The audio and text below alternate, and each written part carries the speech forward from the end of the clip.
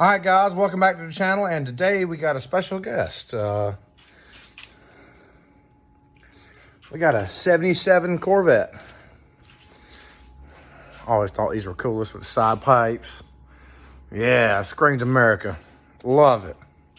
So this is actually my boss's car.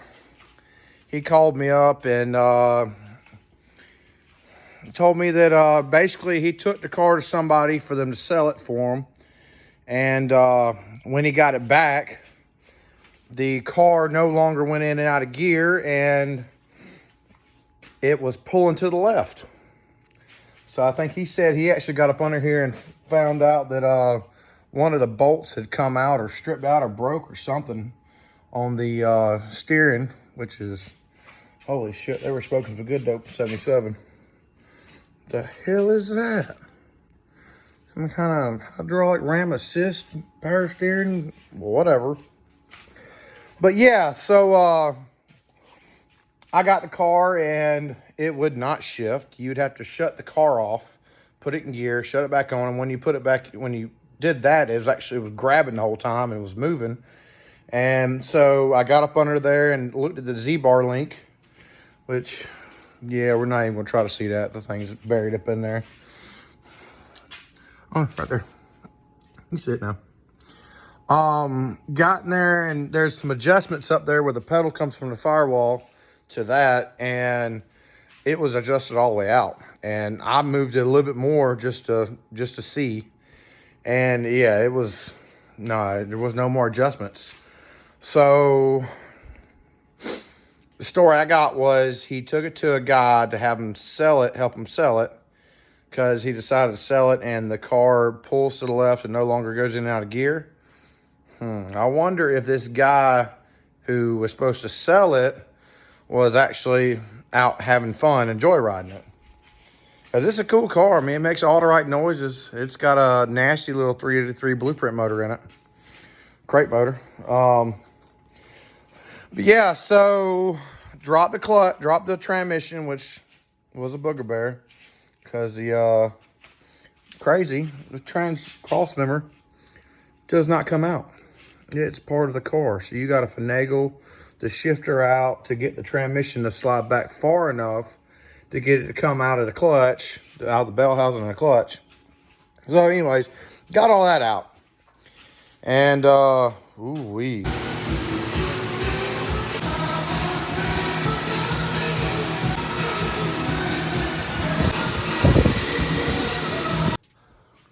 So I'm no clutch expert, but that looked like it got really hot.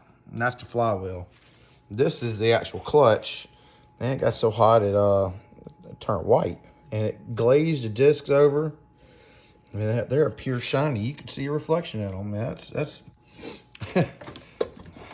that is no bueno. Yeah, I mean, it had a little bit of life left on it, but that's not right. And here's the pressure plate. And it's smoked. It is no longer no good. So, called up our friends at Summit and ordered, I mean, it's a brand new build. It's got less than 500 miles on it.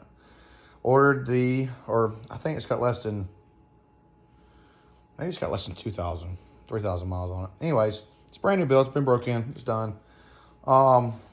Yeah, ordered the same exact flywheel, same exact clutch.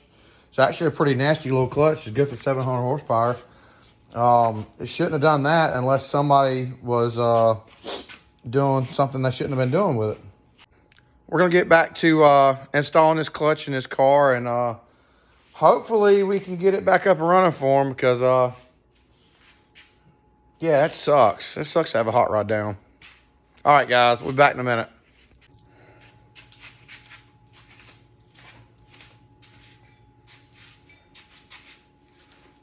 Sorry, I'll catch you back up with you guys. I got the new flywheel on, and it said torque specs, which I'm going to check that just a minute, was 60.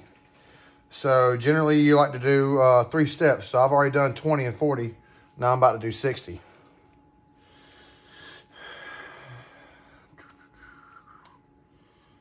And 60 on the dot. Now, I'm by myself, so,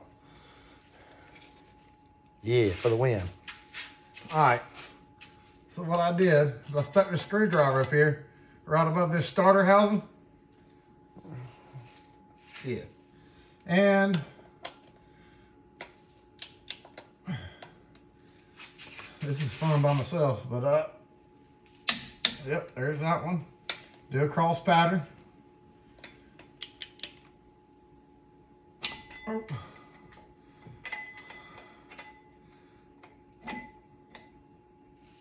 There we go.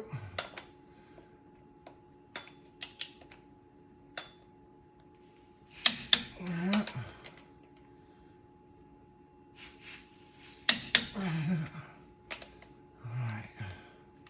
Dos más.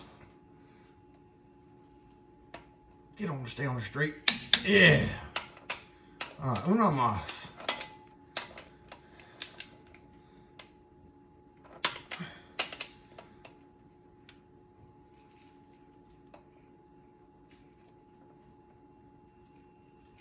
Oh yeah. 60 pounds. Alright. Now, I don't know why. As I ain't never done clutches before really. But in the back of my brain somewhere, I can remember hearing Stacy David say, when you start a flywheel, make sure you get up in there with your brake cleaner and clean it off. How many of you guys remember that? Tell me in the comments. But yeah, we're gonna clean it off. A little brake clean. So hopefully smell some colors in a minute. That'd be nice. Alright, yeah. That dude cleaned off real good. And I did put Loctite on the bolts before I torqued them down. I know I can't be the only one who remembers Saturday morning watching Stacy, whether it was on trucking or gears, go, remember y'all, when you get done starting flywheel, if you get done torquing it, take your rag and get some brake clean and clean that flywheel. No, I can't be the only one.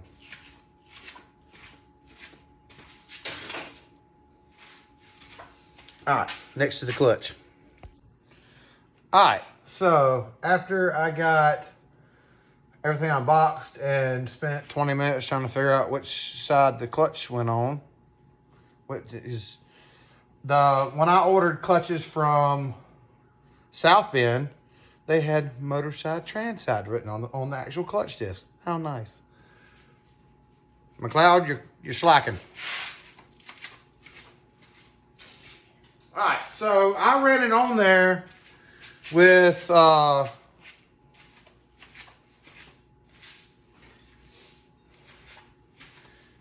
little Milwaukee, and you see I had it on one, so it barely got it finger tight.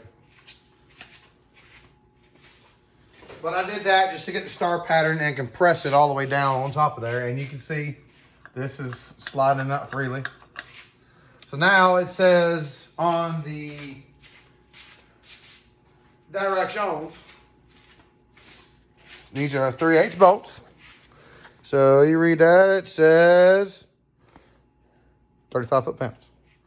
So we're gonna do 35 foot-pounds. And yes, I did brake clean the actual pressure plate as well. It actually says in the directions to do that. So we're set to 35 foot-pounds. All right, there's that one. There's 6 bolts. There's 2. Trees. Fragile. Cinco. And Cess. So there's the clutch.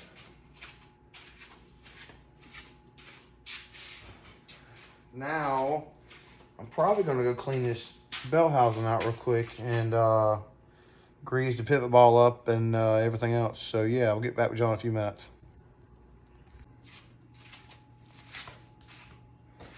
All right, guys, after further review on the play, the bell housing does not look that bad.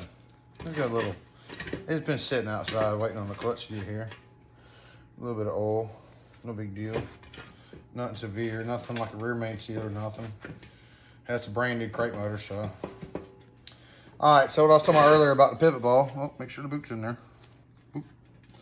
All right, that's your pivot ball. And what it does is it clips in here and does exactly what the name is, pivots. So the center of the pivot is right here on the ball. Clutch pedal goes in, clutch pedal comes out. Pretty simple.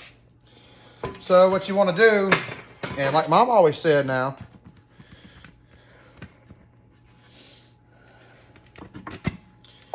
a little bit of grease. Mom always said it, dab it, do you? A little dab. And what you want to do is you just want to put it on that pivot ball because you don't want to get a whole lot of grease in here. You can even take and put it right up in here. You don't want to get a whole lot of grease in the clutch. You just want enough for that thing to pivot on that ball. So we're going to slide it back in the grommet. And it clips. It's kind of hard to see. It literally doesn't do that. It does do that. It does that twice. But that's a great sound. Clips in. Oh, there it is.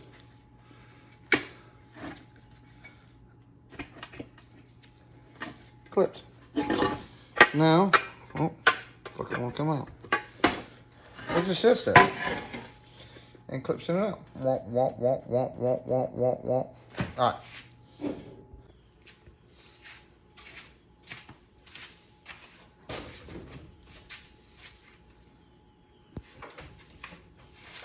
All right, so the bell housing is back on, and I have the throw-up bearing properly installed. And the reason I say properly is because I had to read the directions 3 times.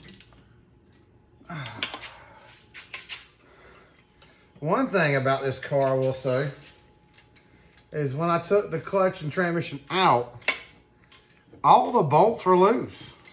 Like every bolt. Made no sense. I don't know if the bolts just backed out over time or the guy got in a hurry when he built the car or what. But we're gonna give them the old German torque specs, so good and tight. Oh yeah.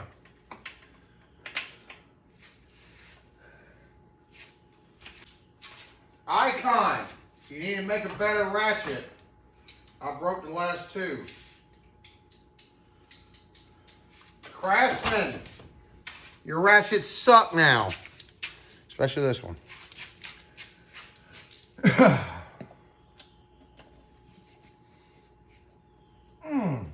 Yeah, get some of that.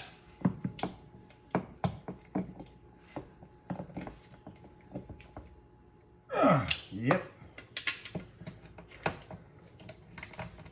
Need no stinking torque wrench. I am a torque wrench. Oh yeah. Say hello to my little friend. Yep. Them ain't coming loose. And that's installed in there.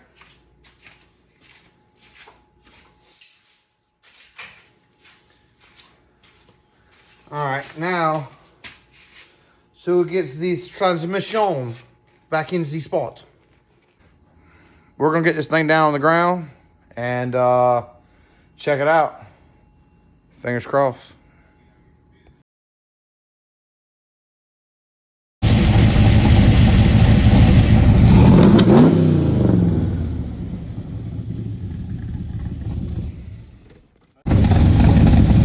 Sounds like a miracle.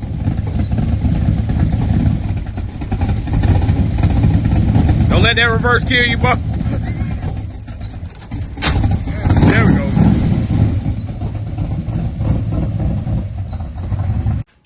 All right, guys, that's a wrap for the 77 Corvette. It makes all the right noises, as you've seen. It'll run a little rough. It's I think it's got too much jet in it, but you can't tell him nothing because it makes all the right noises. But it goes into gear, starts and stops like it's supposed to. And the clutch is in way better shape than the... Yeah. But as you can see, got something a little different. So we'll do more on this.